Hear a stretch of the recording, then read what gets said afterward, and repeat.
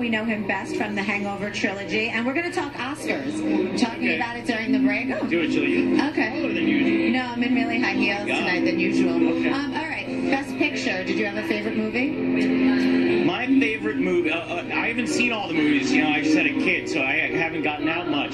But I liked American Sniper a lot. My boy Bradley is fantastic, so I like that one. Now, he's You gotta always... stop texting me about him, by the way.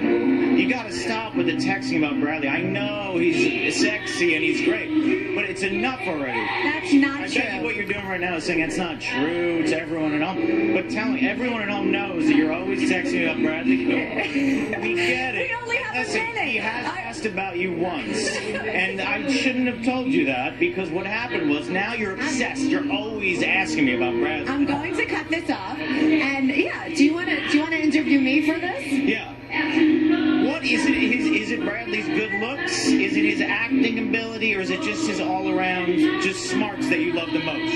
I'm going to actually deflect this to talk about the Hangover trilogy, which I'm a huge fan of.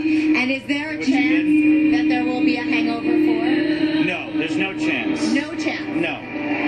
There maybe, you know, maybe we could do something like me and you, and we could get, you know, Bradley to. I don't know how this became about me. We wanted to talk about you, but on that note, it's too much about. we're going to talk to Drake. The MSG West 50 right after this.